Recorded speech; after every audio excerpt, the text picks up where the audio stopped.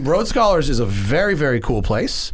I don't know if it's changed in the 18 months or so since I've been there, but tell us a little bit about what you guys do down there. Well, we're a Porsche-focused business, as you know. We do... Straighten your mic a little bit. Is that better? Yeah, just, make it like point to your face a little bit better. Yeah, like that. There we go. Right. That's how you sound better. Now a mic facial. Yeah. Right, okay. Cam Ingram. Well, I'm Cam Ingram. Road Scholars, we're a business that focuses on Porsche. We sell rare Porsches. We manage 14 specific Porsche collections worldwide. We're open to the public. We do restoration work. We've won 5 times at Pebble. We've won 78 Concours events. So we've really got our chops doing Porsche Club of America events and then going through all the echelons of Concours, Amelia Island, Villa SD, Pebble, all those things. And our facility's grown since you were last there. We have a full-blown machine shop. We have a full fabrication shop. We have a state-of-the-art paint booth facility. And they're all quarantined in different buildings.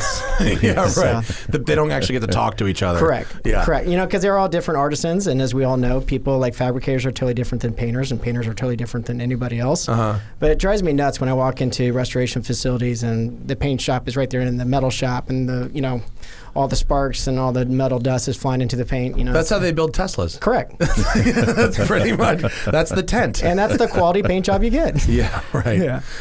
That's really, really okay. Where my brain really stopped and hung up is we manage 14 different collections. Yeah. What does that mean? So we really.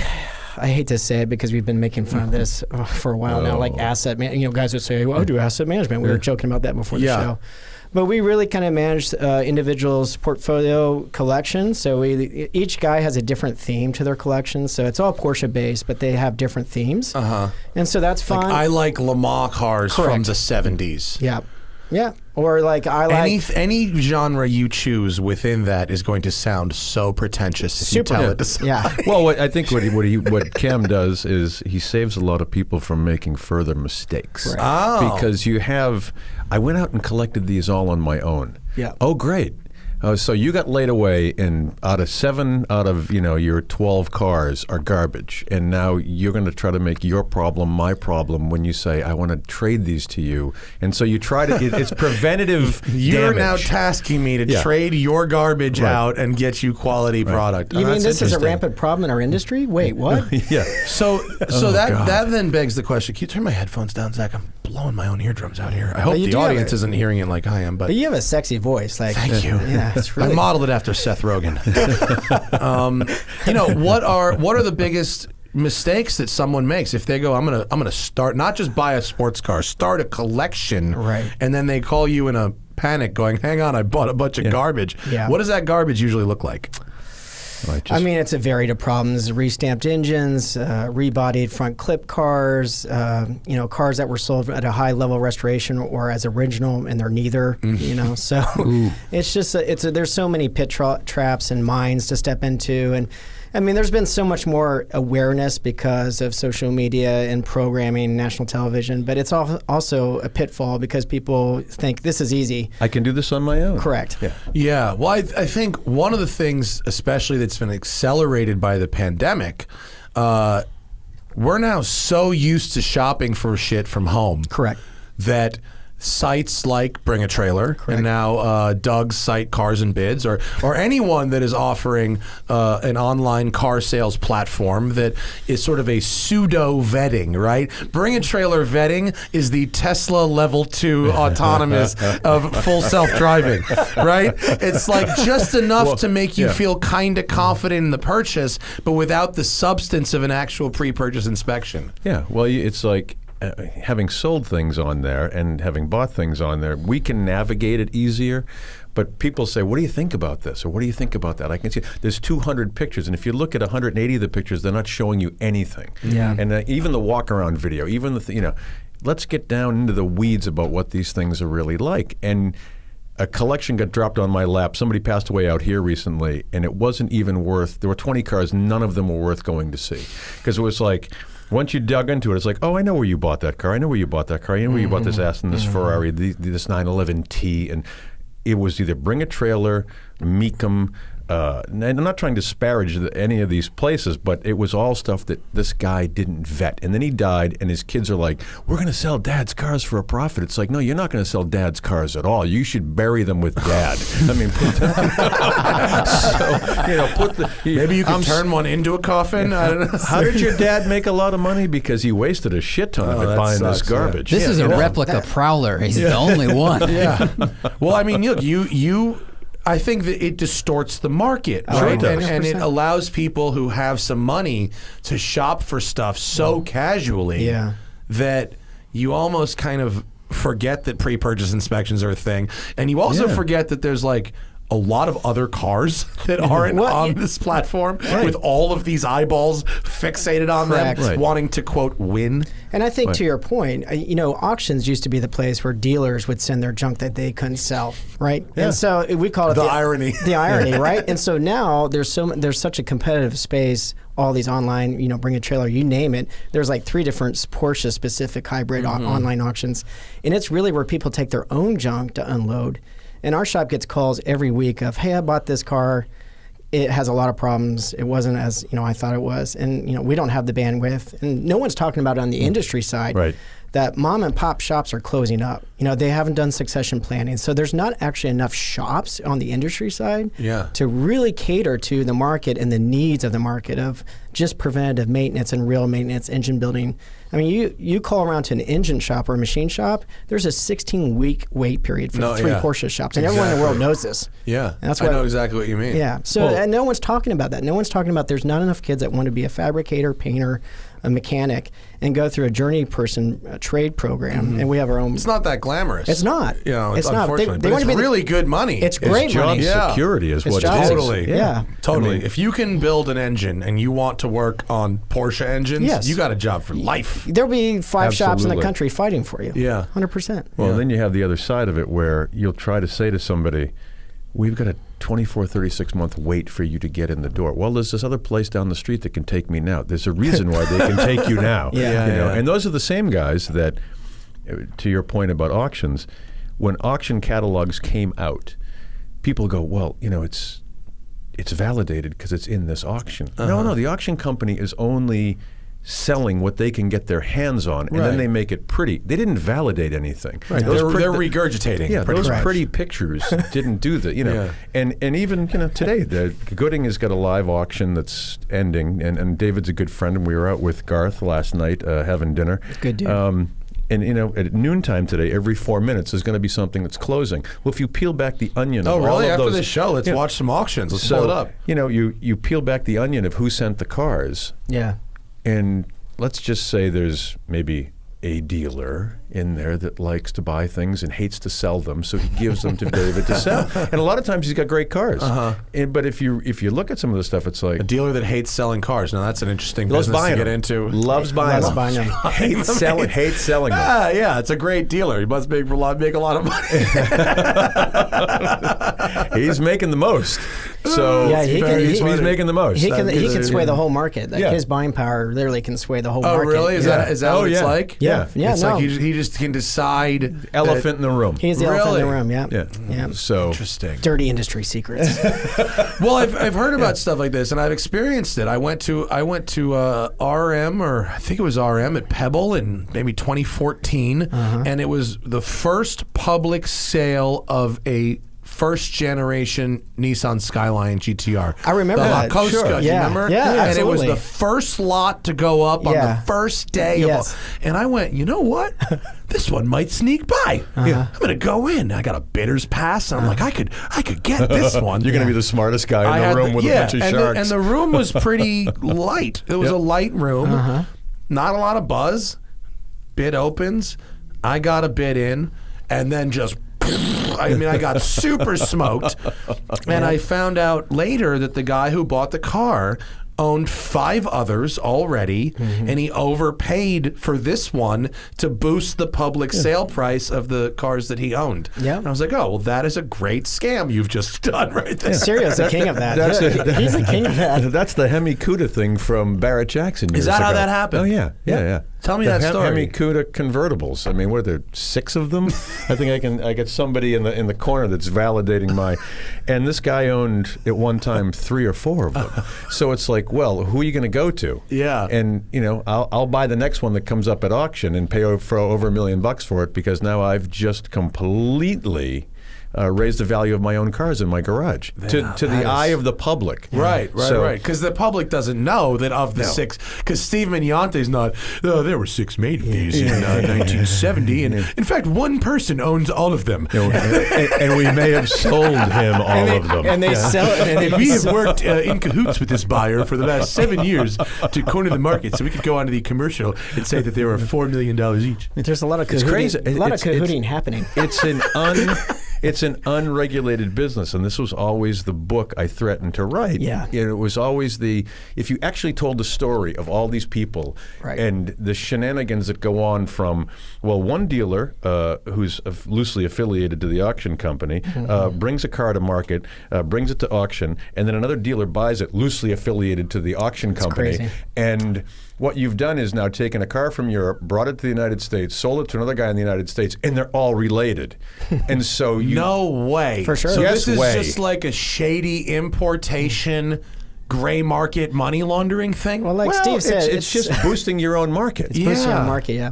It's So- $1 billion unregulated business industry. We're global. That's crazy. Yeah. It's crazy to think about, right? So is that system like dealer A says, I'm going to sell this car, and behind the scenes, dealer B is like, okay, well, I'm going to pay way more money than it's worth because we both have Vested other interest. examples of those cars. And then as those get more popular that year or the next couple of years, they then start making more money. Is that just the game? Yeah. Yeah. Absolutely. There was a very low mile 328 on Bring a Trailer recently. It 7,000 mile 7,000 miles, car? and it went for $225,000. Right. And I bet you whoever paid that was doing that. Yeah. Or something like Boosting up a something market, like that. boosting up a market that they've invested a lot of money into. Yeah. Propping it up. Yeah. Remember the Chairs and Flares Dinos? Oh, yeah. Tony? Yeah. Tony's the Tony's- homie. Tony's the homie. He makes me laugh. He's the Guido-est Guido, and he makes me laugh the every Guido-est time I Persian see you've him. ever met. Guido. The Guido-est Persian. Yes, exactly. That's really I mean, a Persian is just a Goomba with a better tan, really. With a real tan. The Goomba's got to go to the bed. This is the so good. Persian's got it for real. No, yeah, he bought all the Chairs and Flares Dinos and made the market for those, basically. But you remember when the height of the market, 5-6 years ago, when those were they were selling for $700 for really great cars, and then like everything, it corrected. Because you got to sustain it. You gotta right? sustain it. You got to keep that hype going. You got to keep the hype going. Full self-driving. It's out on beta. You got to keep the hype If going. Dino built a rocket, Well, and that's going back to the original. Put a bow around this. Hey, you got to help me with my cars. When did you buy these exactly, and how much did you pay for them? And that goes back to I don't care what you paid for it then. Right. If you have Enron stock still Right. and you bought it 30 years ago, guess Yeah, what? yeah. You missed it. Yeah. And like all industry, everyone has their skill sets and capabilities and talents. And the secret of our sauce is being transparent with clients.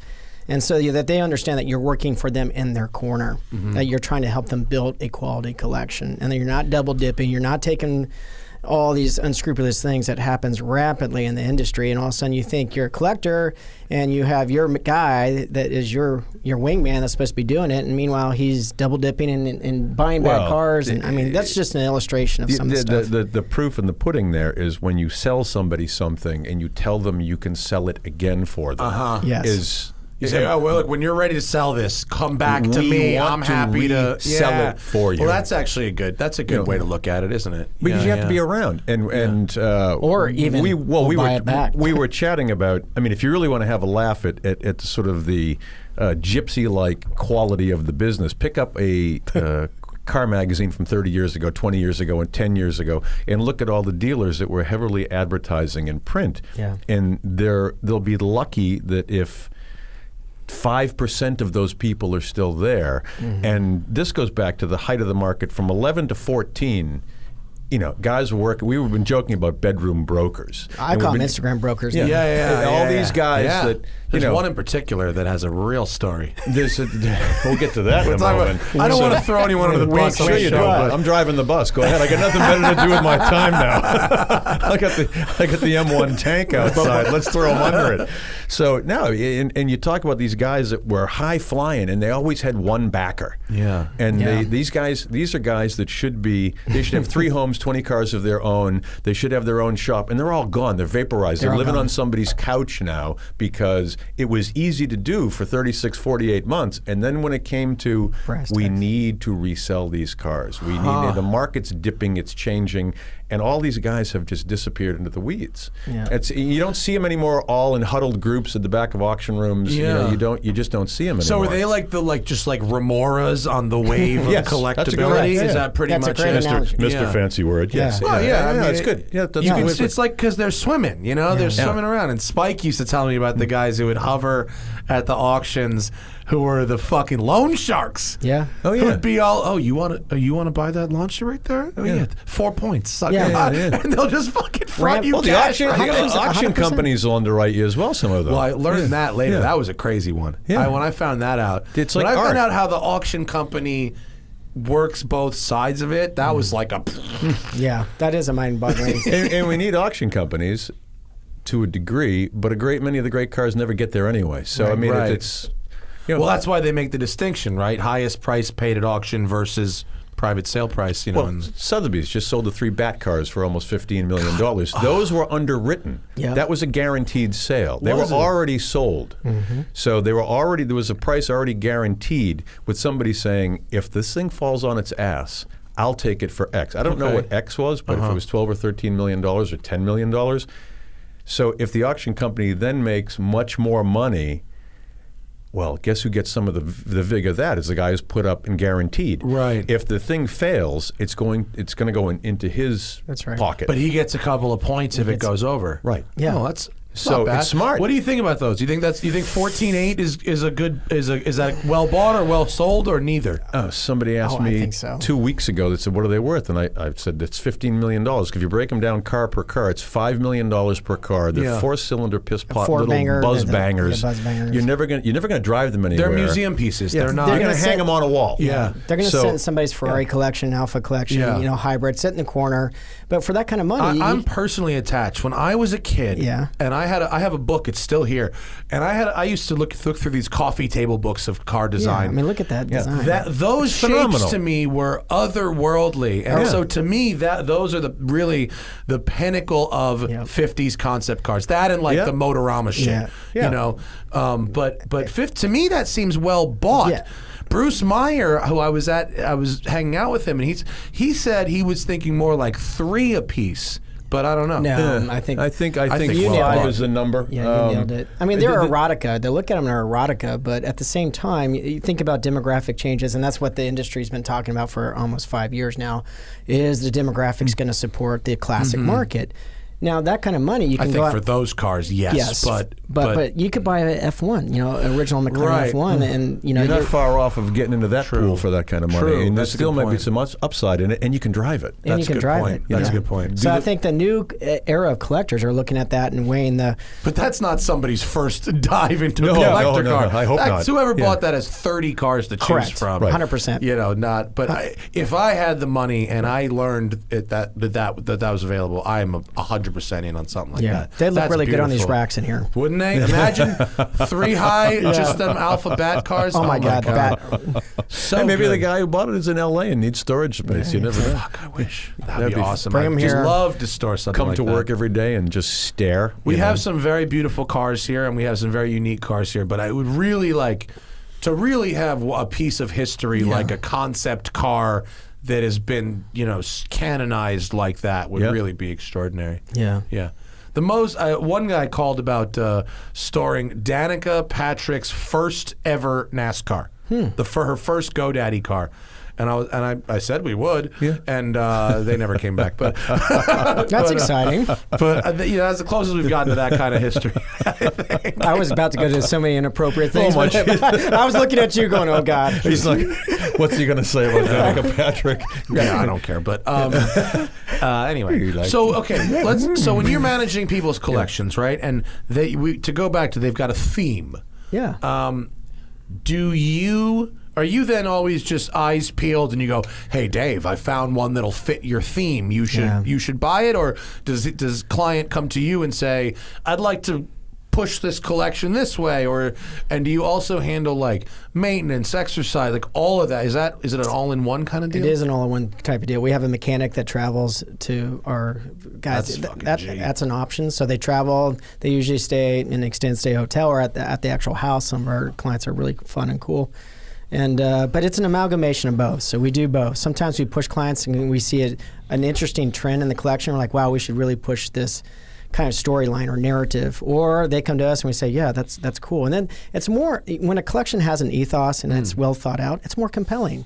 And it's more interesting to take someone in there and look at it. I mean, that's why Steve and Peter and I all work together, because it's a team effort, and there's only a few people in the industry I trust.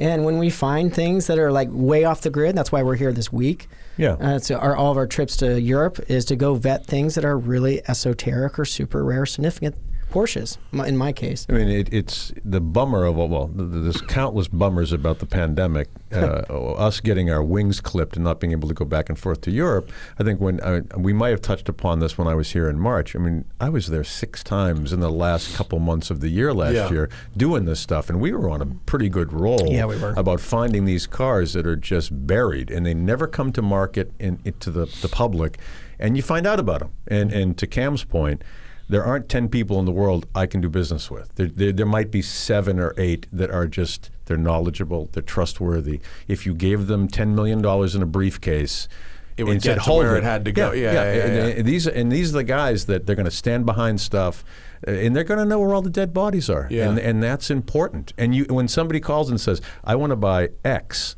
well, it's all about being the first one on the plane to get to someplace in Europe to get off and hand the guy money or whatever. It's really easy on relationships for sure. Do you think there's like, are we reaching? I don't think we're going to get to the end, obviously, but are we reaching to the end of the barn finds? Are we? No. Or is it getting much harder to find these cars than it once was? Or is the internet and all that other shit making it easier? I think the internet's making it easier. I think it's all about, like last year we found this 550A. That's, to my knowledge of the limited production produced, this is the only one with an original body. And it ran Le Mans 3 times and it was put away. And it was in a third owner's home that's had it for 25 years. And we're like, how did this store... Was it driven or sitting or what? No, it sat for... It was sitting on a lift, a much smaller lift, pressed almost up against the ceiling of the guy's garage. Yeah. And and we found out about it through... a friend. Yeah, just a casual mention at a dinner. Actually, he said he came up to us. He goes, "Oh, you guys deal in this German stuff, don't you?" He literally said, "He goes, can you do anything with this?" Yeah. And he handed it to me at this big lunch we went to last year in London, and it was like, well, I don't know, I might be able to. Let's get the history about it. Yeah. And then it was just this wonderful sort of domino effect of coincidence and luck that we were going to Germany anyway, and this was around the corner from where we were going. Yeah. So it was like, well, shit, we're going to go look at it. And then while we're there, we discover, it didn't run Le Mans once, it ran it twice. It's been off the radar forever. And there's a handful of people we can offer this to, and by the time we got back on a plane, it was committed. Sold, what is something like that worth? An unrestored barn find Le Mans 550A. Yeah, without being indelicate about the guy, how much money he has spent. It's 50% more than an average one, so you're looking in the 6-7 range. Yeah, so pricey. Yeah. And does that car then get a restoration, or did that car remain in that unrestored state? It's actually in our shop, going and through it now. All we're doing is we're doing mechanical preservation. So we're actually so that's all the patina's going to stay. That's good. Yeah, rebuilding all the systems, drive systems, and no rust, I hope. No, nice.